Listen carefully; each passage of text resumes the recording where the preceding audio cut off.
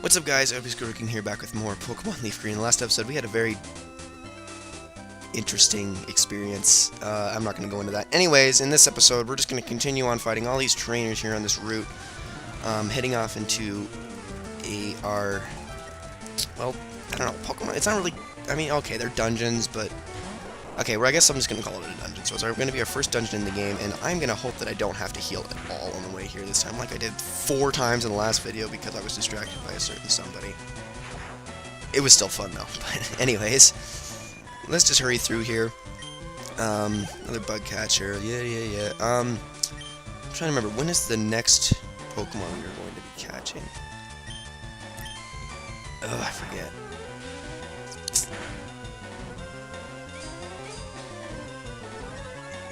Oh well, anyways, there is something that I am going to be getting into very soon here, and further prove my nerdiness, considering it's all going to be based off memory. But, well, I'm not going to be getting into it right away, but probably in the next episode I'll be getting into it. There is going to be an episode where I entirely devote my time to talking about this, and for those of you who don't know, it's called effort values.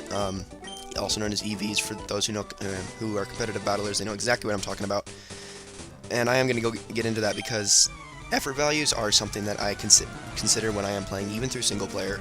So, well, okay, not entirely, but when I'm at least when I'm training the Pokemon up to speed with the rest of my team, like if I catch a new one, that's when I consider it. Or when I'm, obviously when you're building teams, you want to, but we'll be getting into that later. And anyways, Jigglypuff has a high special defense, so Thunder Shock's actually not going to do much here. And I believe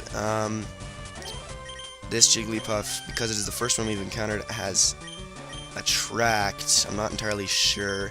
I'm going to switch to Sugar Ray, even though all we've got are males here. Attract's going to hit anyways, but okay, use Disable, that's good. But I still want to try physical attacks, because Jigglypuff has higher special defense, and I think it has a lower physical defense. I'm not entirely sure about that. Oh, see, it did that much damage, and then even with with a defense curl on it. In a second, we might as well. Okay, I think at this point we better just switch out because this is getting retarded. I'll just switch back to Pikachu though, because I don't want to split my experience between 3.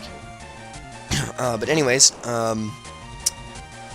so I'm just gonna kind of do a little, just do a mass recording session of Pokemon right now because I really don't have anything else to record. Well, I have Mario Galaxy to I guess I could be recording Mario Galaxy, but the new rendering settings I have for that I have to stick to as of right now, they're just not very they're very time consuming. They're not nothing, okay? No, they're very time consuming, so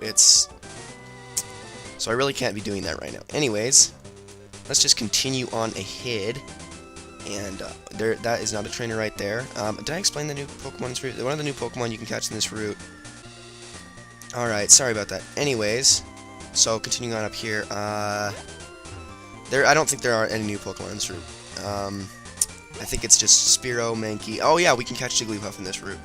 I guess I might as well explain Jigglypuff while we're doing all this. Jigglypuff is a very good, by the way, there's a hidden item right here. I'm pretty sure it's a berry. Yep, it's a person berry that heals confusion.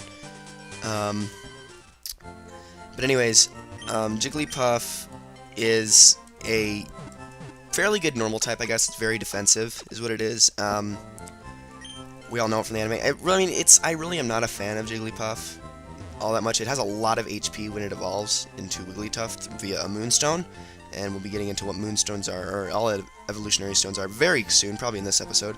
But it's a very good defensive Pokemon, and let's see what you have to say. But I really don't recommend it. I mean, even though I said I like defensive Pokemon, Jigglypuff is not that good because it doesn't really learn the best moves, and personally, I'm just not a fan of normal types in general. Normal types, they really only work when they're really like physical attackers, because all normal type attacks are physical attacks, at least as of Generation 3. As far as I know, I'm not too sure about Generation 4 and 5, if there are any. But really, normal types, they're just best known for learning a lot of non-stab moves, but non-stab moves suck on normal types, so I don't know, I'm just not a fan. Anyways, this guy right here, he says he'll sell us a Magikarp for just 500 Pokédollars. I'm going to say no to that. It's a level 5 Magikarp. Actually, Magikarp cannot be caught this early in the game. You need to obtain another item before you can ever find them. Magikarp, it's a really sucky Pokemon, as everyone knows. That evolves into a really good Pokemon later on that's really a strong attacker. But I'm not really too big a fan of that Pokemon because of the weaknesses it has. Even though it only has 2 different weaknesses, they're pretty bad weaknesses. One of them being quadruple weakness. Hold on, let me just check my bag real quick. How many repels do we have? Oh, all we got are potions. Okay, we're gonna run back to Pewter City and go pick up some repels. But on the way there, yeah, its evolved form is pretty good, and it does evolve at level 20, which comes pretty low. But at this point in the game, getting to level 20 is quite a challenge, especially with such a sucky Pokemon that you really, the only way to get experience is to switch it out, because all it has is Splash at first, and Splash is a move that does absolutely nothing. And then it learns Tackle at level 15. However, its physical attack stat is so horrible, it does like 1 damage per hit. So totally useless. The only stat that Magikarp has that's any good is speed. So yeah, which means nothing. But anyways, okay, we're at 7 minutes here. I think, well, if 5 repels is good. I think we'll also be finding like more repels in the dungeon as well. But anyways, continuing on ahead, and I need to have something to talk about. Oh, I guess one thing I could say is I've been recently, for those of you who follow me on Twitter, I've been getting into manga lately, and I've been reading some of the Pokemon manga. Dude, why can't the TV show be like that? I'm sorry, just why couldn't it be? I mean, I know it was awesome like as a kid, but now looking at it, why couldn't it be that awesome? I mean, seriously, Ash, you suck, okay? You suck. The mangas are so, like, epic, dude. They're so much better. Or why can't they at least make a TV version of that? Like, stick it on Adult Swim or something, I don't know. Somewhere. Anyways, trainer here. Just a minute in the cave. What about you? That TM we picked down there with Bullet Seed is a grass-type move. It's very much like Fury Attack, Fury Swipes. For those of you who don't know those moves, they are moves that can attack anywhere between 2 and 5 times per turn. Very often you will get a critical hit from one of those because, well, you know, if it's gonna hit so often, you know, it's really easy to get a critical hit. And then it has a really low base power, like per hit, but if you can get lucky enough, it can do a lot of damage. Like Fury Swipes, for instance, if it hits all 5 times, I think it has a base power of 90. Where, yeah, 50, its base power is 18, so 90, that's when it's non-stab, so that's pretty dang good. It's only if it hits 5 times. Bullet Seed, on the other hand, I think it only has a base power of 10, or possibly 15, so it's not as good. Then again, Fury Swipes has 95, or like 90% accuracy or something like that, and then Bullet Seed is 100%. Anyways, Bullet Seed, it's really not that good of a move, though, in all honesty. I just really don't like it, and there's really, unless you have Bulbasaur, there's really nothing you could give it to at this point. So, I'm just not going to use it, just because it's a bad move. Anyways, this girl right here, I think she has like a Clefairy or something. Clefairy is a brand new Pokemon to this dungeon. It's the most rare Pokemon in this dungeon. Clefairy can only evolve via a Moonstone. They are also very defensive Pokemon, a lot like Jigglypuff. And she used Encore. Encore is a move that makes you repeat the last move you did at least 3 to 5 times in a row. So I think it's more like, yeah, I know it's not 2. I know it can never be just 2 more times in a row. Or 2 times total, so I guess it is. Okay, 2 to 5 times in a row. Yeah, that's what it is. But just like, yeah, it's just a very defensive Pokemon like Jigglypuff. I actually like Clefairy more though, even though its final evolution isn't as good as Wigglytuff because it's not as defensive and it has higher HP. Clefairy has a lot higher special attack stat, which is good for those non-stab moves if you're considering teaching it any, but then again, I'm still not a fan of normal types like I said, so pass on that. The other Pokemon to be caught in this dungeon are Zubat. Zubat is a flying poison type.